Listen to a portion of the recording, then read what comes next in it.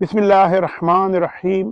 अस्सलाम वालेकुम फ्रेंड्स, मैं आपका दोस्त फ़कार ताहिर ख़ान एम्स्टर्डम हॉलैंड से एक बार फिर आपसे दोस्तों और भाइयों की खिदमत में हाजिर हूँ। फ्रेंड्स, दो ऐसे इम्पोर्टेंट तरीन डॉक्यूमेंट्स सामान चीज़ें मैं आपको बताने जा रहा हूँ।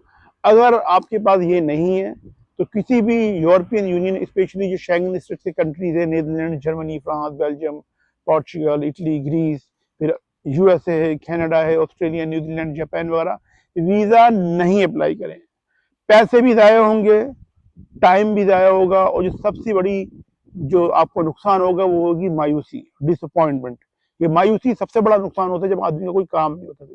और इस सिलसिले में ये दो डॉक्यूमेंट ना होने की वजह से काफ़ी लोगों को नुकसान हुआ है। मेरे भाइयों को लोग मुझे बताते रहते हैं। अभी भी 2 घंटे पहले एक भाई रो रहे थे, 4 लाख रुपए का उनका नुकसान हो चुका है।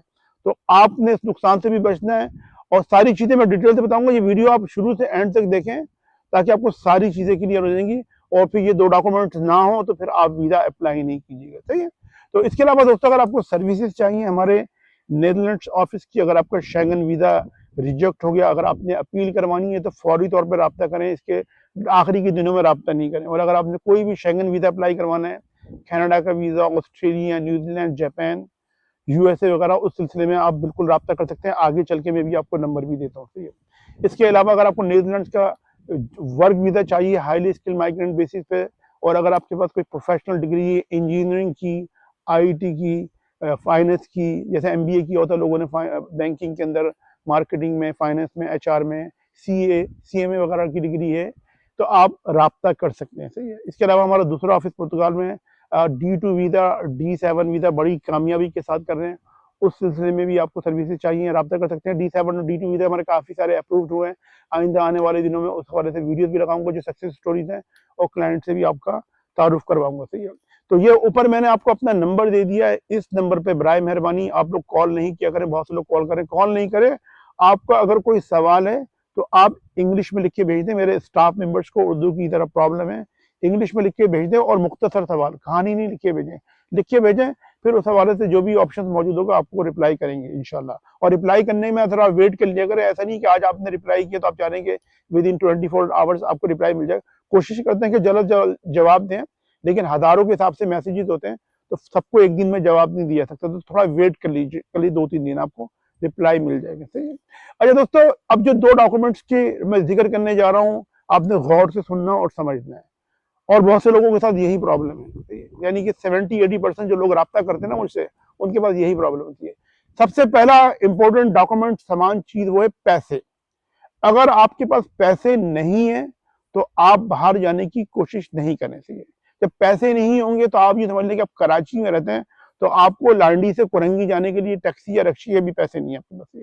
कायदाबाद से आप जो है समझ लें कि वो औरंगी टाउन नहीं जा सकते। आप ये समझ लें कि पैसे नहीं है तो आप कुछ भी नहीं कर सकते। आप पैसे नहीं है तो आप किस तरीके से बाहर जाएंगे। अब मैं नीदरलैंड में मौजूद है भाई, यहाँ के हम टिकट बनाते हैं, लोगों की टिकट ही 3-3.5 लाख रुपए के टिकट मिलते हैं, जबकि ये सिर्फ टिकट के पैसे बता रहा हूँ। बाकी वीजा प्रोसेस की कॉस्ट अलग होती है, फिर यहाँ आना है, रहना है, खाना पीना, उसकी कॉस्ट अलग ही है। और फिर अगर आप किसी कंट्री में अपना इमिग्रेशन प्रोसेस करवाना चाह रहे हैं, वो कॉस्ट भी अच्छी होती है जो लाखों रुपए में होती है। तो अगर आपके पास पैसे नहीं है तो आप वीजे की प्रोसेस नहीं कीजिए।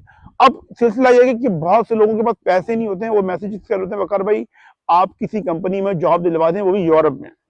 आप यूरोप में जॉब दिलवा दें, रोमानिया में, किसी भी छोटे कंट्री में, नेदरलैंड्स में दिलवा दें जहाँ पर आप मौजूद हैं, तो हम वहाँ पर आएंगे तो पैसे कमा के आपको दे देंगे। या कंपनी वालों से बोलेगा हमारे जो नहीं है पैसे हमारी तनख्वाह में से काट लेगा।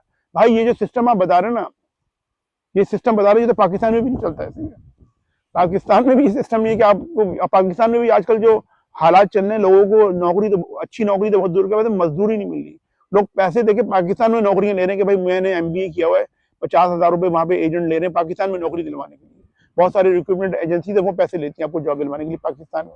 तो ये सिस्टम तो पाकिस्तान में नहीं चल रहा। आप यूरोप की बात करें तो भाई यहाँ पे कोई भी ऐसा सिस्टम नहीं है ना, मेरे पास कोई ऐसी कोई जॉब की फैक्ट्री मौजूद है कि मैं आपको यहाँ पे जॉब दिलवा दूँ और कंपनी बोलेगी आप यहाँ से तनख्वाह में से पैसे काट लीजिए। बहुत से लोगों के सवाल होते हैं, बहुत से लोग कहते हैं अगर मेरे पास पैसे ही नहीं है आप करवा दीजिए, हम कंपनी को पैसे देंगे। तो ऐसा सिस्टम नहीं है।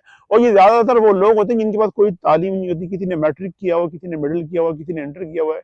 और बहुत से लोग जो नहीं है वो, मतलब ये लोगों को समझना चाहिए इन चीजों को। ये कोई बाहर आना कोई मजाक नहीं है, इसके लिए पैसा होना बहुत जरूरी है। अगर नहीं है तो आप कोशिश नहीं कीजिए। और फिर यही होता है कि बहुत से लोग जो नहीं फिर वो एजेंटों के पास चले जाते हैं, वो एजेंटों से कहता है कि लाओ भाई मुझे ऐसा करो, तुम 2 लाख रुपए दे दो, 3 लाख रुपए दे दो, बाकी के पैसे जो नहीं तुम जब वहां जाओगे तो तनख्वाह में कट जाएगा।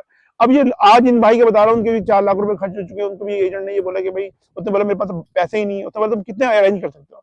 उसने बोला मैं 3-4 लाख रुपए अरेंज करता हूँ। उसने बोला चलो ऐसा करो, तुम 4 लाख मुझे दो, मैं तुम्हारा प्रोसेस करता हूँ, बाकी जब तुम कनाडा जाओगे ना तो वहां पे कंपनी में तुम्हारे को जॉब भी कंपनी देगी, टिकट भी देगी, ओवर टाइम भी मिलेगा, खाना पीना भी मिलेगा। एक सीधा साधा आदमी वो उसकी बातों में आ गया और उसके बाद वो एजेंट छुमंतर हो गया पैसे लेने के बाद। और उस बंदे ने पैसे लोगों से उधार, रिश्तेदारों से उधार मांगा, सलाई की उसके पास 2 थी मशीनें, वो भी उसने बेच दी और एजेंट पासपोर्ट लेके निकल गया तो और नंबर बंद उसके बाद। तो ये भाई बहुत सारी चीजें हैं, इन चीजों को समझिए आप। पैसे नहीं है तो कुछ भी नहीं हो सकता।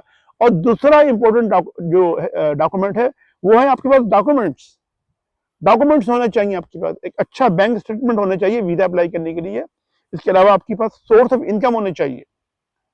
बहुत से लोग कहते हैं भाई मेरे पास बैंक स्टेटमेंट मैनेज कर लूंगा, 50 लाख रुपए दिलवा दूंगा, वो कोई मसला नहीं। इस तरह के बैंक स्टेटमेंट पे वीजा नहीं देगा भाई। ये 50 लाख तो आपने दिलवा दिए, आए कहाँ से आपके पास? इसकी जस्टिफिकेशन कहाँ से देंगे वीजा ऑफिसर को?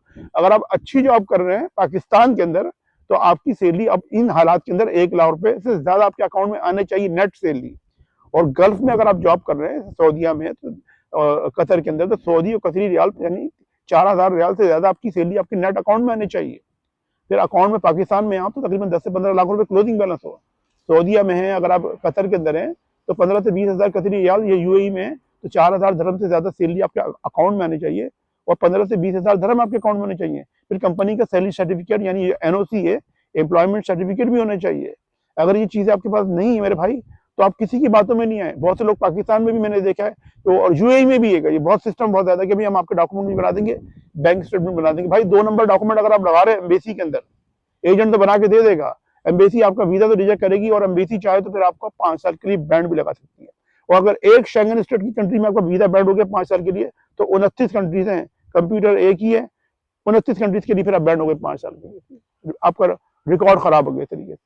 तो डॉक्यूमेंट भी होने चाहिए। और अगर आप कारोबार कर रहे हैं पाकिस्तान में मेरे भाई तो फिर आपके पास चैम्बर ऑफ कॉमर्स में आपकी या एसईसी में रजिस्ट्रेशन हो आपकी।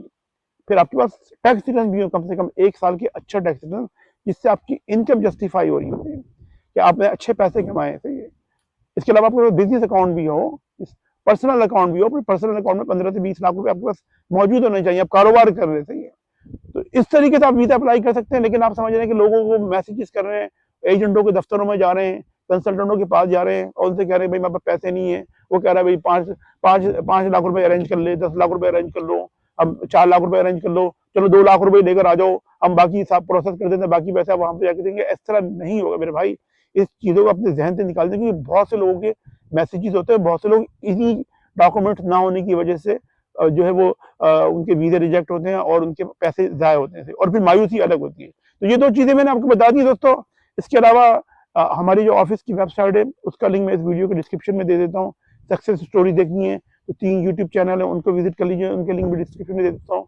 टिकटॉक, फेसबुक सब देख लें, सक्सेस स्टोरी देख लें। और अगर आपके पास डॉक्यूमेंट्स हों पहली चीज और पैसे हों तो फिर आप रब्ता कीजिएगा, असेसमेंट कॉल बुक करवा लीजिएगा।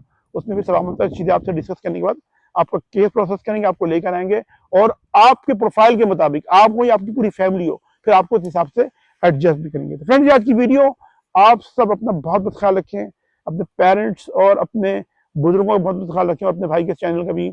मैं मिलता हूँ अपनी नेक्स्ट वीडियो में। अस्सलाम वालेकुम, अल्लाह हाफिज़।